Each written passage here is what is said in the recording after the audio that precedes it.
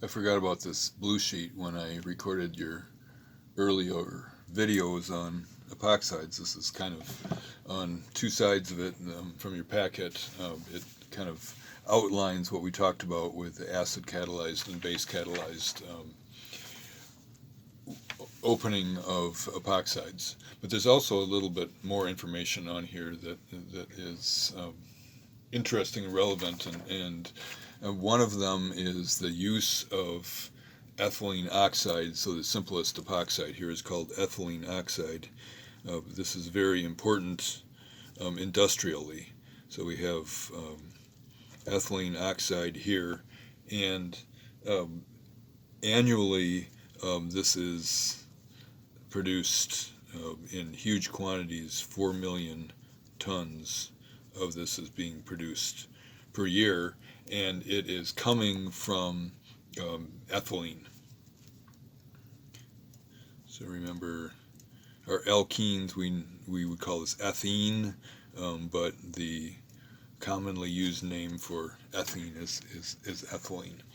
And so ethylene, this is ethylene oxide, and obviously it's getting oxidized there, and you have learned some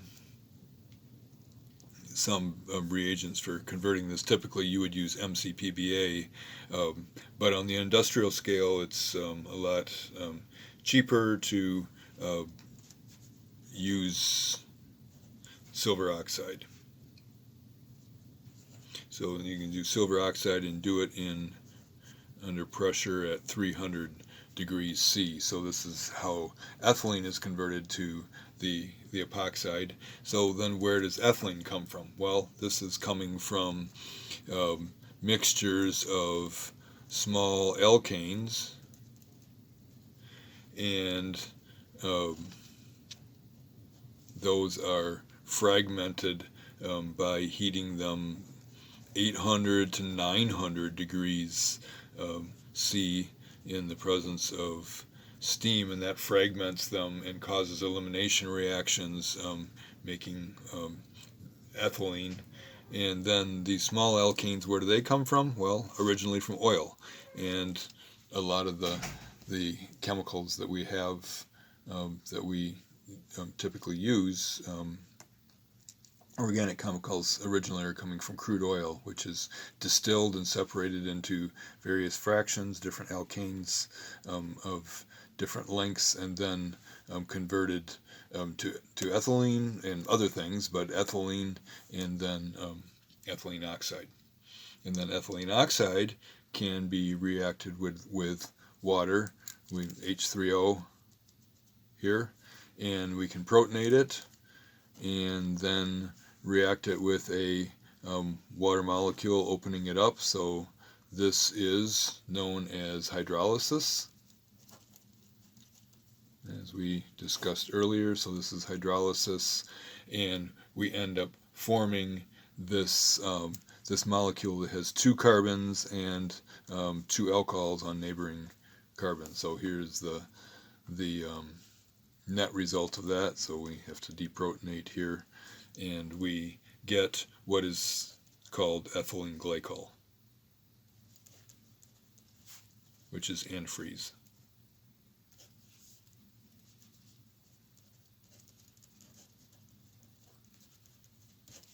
So just a little bit about where some of these things come from. When we talk about particular functional groups and molecules in isolation, but they're all originally coming from, or most of them are originally coming from crude oil, and carrying out various reactions to get to where we're, to the molecules that we're interested in.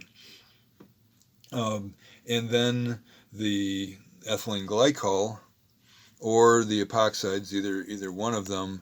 One of the big uses that you will see in a later video is that they can be converted into polyesters, and so these are starting materials for the formation of polyester fibers.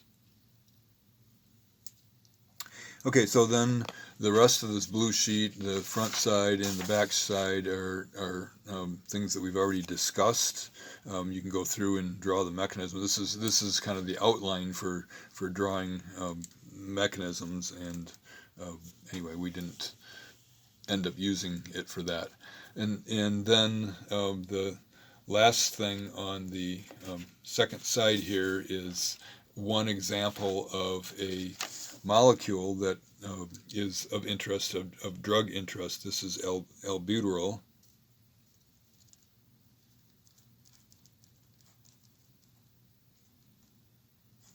That is a molecule that's used in inhalers. And this is one part of the synthesis of this. It goes through an epoxide, and it just kind of helps to illustrate what how we can use epoxides in synthesis, and what the final products are when we are reacting epoxides. And now I'm looking for some sort of a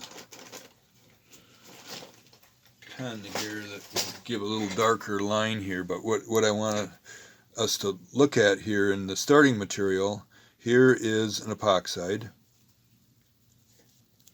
and then that is reacting with an amine, and the amine is coming through. It's a base, and it is a nucleophile, and it's going to undergo an SN2 reaction, so it's going to attack the least hindered position and kick the electrons up onto oxygen, which later will pick up a proton. And so here is this line here, and this these two bonds here are what was originally the epoxide there. And then in relation, we've added the amine here, and you see the connection there. And so the relationship, we've added a nucleophile here, and it is not directly attached, but it's 2 carbons away, and so we have a beta hydroxy amine as a product. And so a lot of the you can learn to recognize some of the products of a reaction of an epoxide by looking at, they have 2 functional groups, and there is a carbon in between them, and one of the functional groups is always an alcohol, because the alcohol was made when you pop open an epoxide. And so this is an example of a beta hydroxyamine.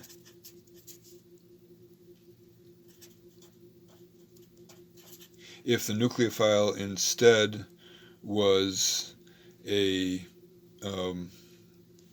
it was an alkoxide, then instead of having a nitrogen coming in here, it would be an oxygen coming in here, so methoxide or ethoxide or something like that, and you would form a beta hydroxy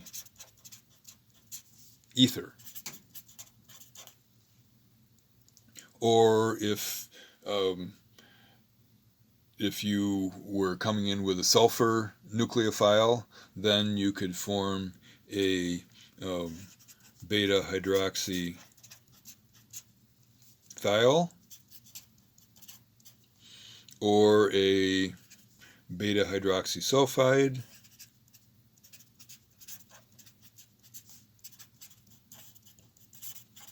but all of these, what you see is a hydroxy group, and then a carbon in between, and then a functional group. So this is a set of compounds that you can be making from epoxides.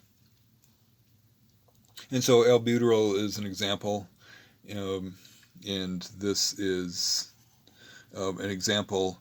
As long as I've got my heavy marker here, let me outline what this whole class of drugs is. So here's a phenyl group, here's 1 carbon, 2 carbons, and amine. So this is a benzene ring attached to 2 carbons attached to a nitrogen. And there's a whole class of drugs, including meth, that are phenethylamines. Phen ethylamines, and some of you will learn much more about them in your future. So that's just a little summary of where ethylene oxide comes from, and an example of how we would use epoxides in synthesis.